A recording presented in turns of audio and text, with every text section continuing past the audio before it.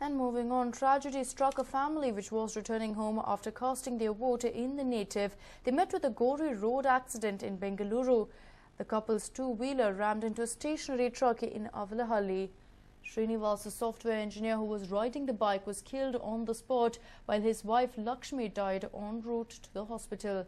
They had cast their vote in Kolar's Srinivasapura and were returning after performing a puja at a temple when the incident took place.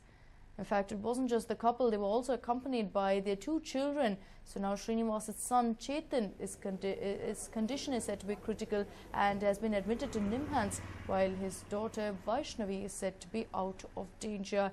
A very unfortunate incident coming to light there. It is understood that the family was riding back late into the night. But what we need to keep in mind is that Srinivas, a great amount of carelessness on his part as well. He said to have been riding the bike with three people sitting behind him. Remember, it is a two-wheeler and his entire family, his wife as well as his two kids, were accommodated on that bike, and considering that it was dark, he rammed into a stationary lorry and it led to his immediate death. His wife passed away en route to the hospital. His two children, Chetan is currently in a critical condition, as being treated in NIMHANS, while his daughter is said to be out of danger. And while a Pani Puri vendor was killed in a road accident last night, the incident took place near Saraki Signal. The deceased has been identified as Nagaraj, who was returning home after wrapping up his business. A Tata Sumo rammed into him from behind. The passers-by did their best to help Nagaraj, but he died en route to the hospital. The police, meanwhile, have launched a manhunt for the driver, who absconded after the accident.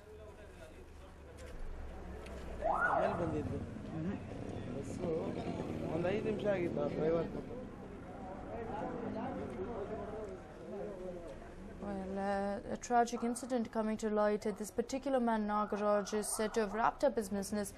He was taking his push cart and moving in Saraki Signal when a Tata Sumo is said to have rammed into him from behind. It immediately led to his death. He was being rushed to the hospital when he breathed his last. Passers-by were absolutely shocked by the incident. They tried to go ahead and help Nagaraj out, rush him to the hospital, but it was a little too late for the Pani Puri vendor. The driver of the Tata Sumo is absconded after the accident. No word on whether the police do have the vehicle in their custody, but of course they will be hoping that they can go ahead and capture this man before it is too late. Yet another hit-and-run case coming to light here in Bengaluru. Well, the negligence of government officials has become an everyday affair these days. But in Devanahalli, the negligence of the authorities of two departments turned deadly. Here's a report.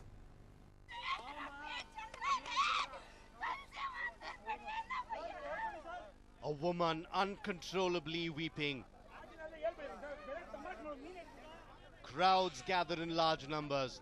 Fire department personnel involved in a search operation. These are visuals from Bengaluru North Taluk's Batte Halasuru. On the 17th, a youth named Amjad had come to this lake with 12 of his friends to swim and beat the heat. Seeing the lake, an excited Amjad decided to jump into it. Little did he know the 40-feet plunge would turn out to be fatal. Amjad, who took the dive, hit a stone in the water and his body did not come back to the surface. After waiting for a while, Amjad's friends informed his family, police and fire department officials. Although the fire department officials swung into action, the body was not found even after hours of search operation that lasted till noon yesterday. 2 ಗಂಟೆಗೆ vote ಹಾಕಿ ಬಂದಿದ್ದು vote ಹಾಕ್ಬಿಟ್ಟು ಬಂದು ಇಲ್ಲಿ 12 ಜನ ಸೇರಿ friends ಅವರು ಜಾಲಿ ಮಾಡಕ್ಕೆ ಬಂದಿದ್ದು ಈಜಾಡಕ್ಕೆ ಬಂದ್ರು ಪಾಪ ಮೇಲೆಯಿಂದ ಇದು ಈಜಾಡಿದ್ರು ಒಳಗಡೆ ಹೋಗಿದ್ದು ಬಂದೇ ಇಲ್ಲ ಆಮೇಲೆ ಅವ್ರ ಫ್ರೆಂಡ್ ಅವರು 20 ನಿಮಿಷ ನೋಡಿ ಫೋನ್ ಮಾಡಿದ್ರು ನಮ್ಮನ್ನ ನಾವು ಎಲ್ಲ ವೋಟಿಂಗ್ ಮಾಡ್ತಾ ಇದ್ವಿ ನೆನ್ನೆ 7:30 ತನಕನೇ ನಾವು ಇಲ್ಲೇ ಇದ್ವಿ ಪೊಲೀಸ್ನವರು ಎಲ್ಲ ಹೋಗ್ಬಿಡಿ ನೀವು ಹೋಗ್ಬಿಡು ಅಂತ ಓಡಿಸ್ಬಿಟ್ರು ಬೆಳಿಗ್ಗೆ 5 ಗಂಟೆಗೆ ಬಂದ್ಬಿಡಿ ನಾವು ಎತ್ಕೊಟ್ಬಿಡ್ತೀನಿ ಅಂತ ಹೇಳಿದ್ರು ನಾವು 4 ಗಂಟೆಯಿಂದ ಇಳಿದೀನಿ. Since the body was not fished out for more than 24 hours, the victim's family and locals engaged in an argument with the fire department and other rescue operation personnel.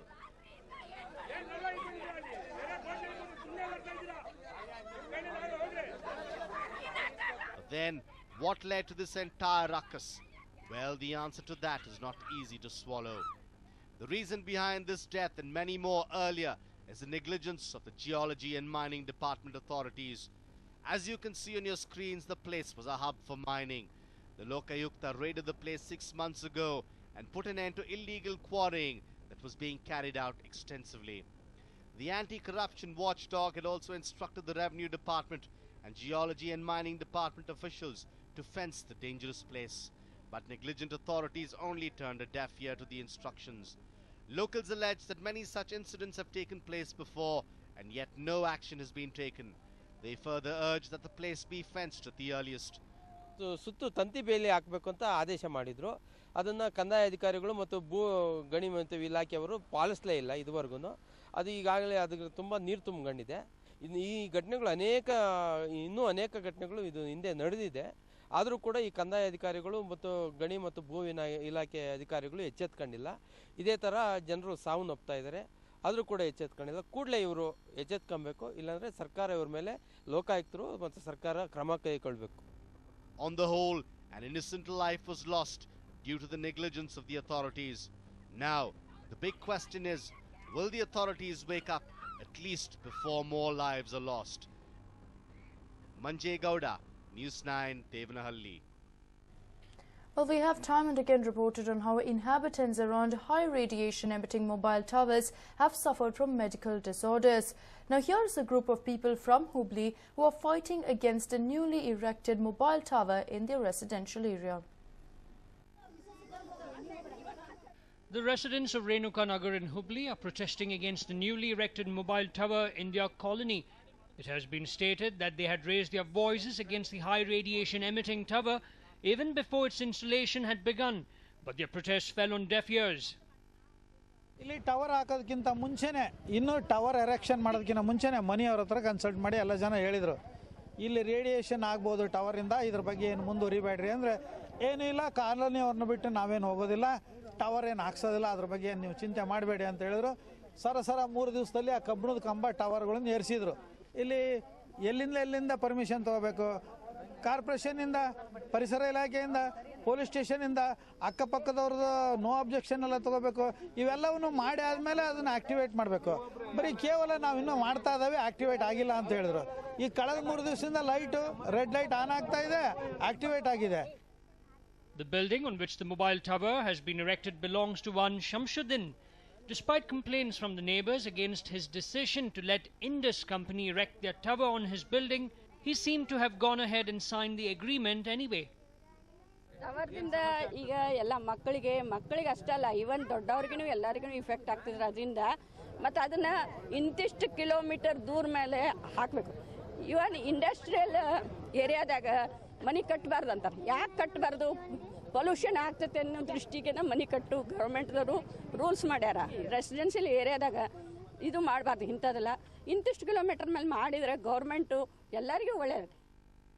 Being a residential locality, the homes are closely packed. From young children to aging people, all the residents of this area now face the risk of suffering disorders from the radiation emitted by this tower.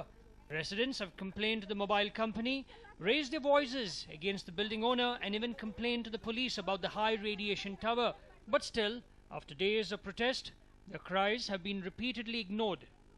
In a final attempt to draw attention to their plight, they staged a protest right in front of the house where the mobile tower has been installed. A complaint has now been registered with the Gokul Road police station, where the cops have called people from both parties to investigate the matter. The laws regarding the installation of mobile towers are still unclear, which the mobile companies are using to their benefit. Will the residents of Renuka Nagar be the unfortunate victims of the situation? That remains to be seen. Prakash Nulvi, News9, Hubli.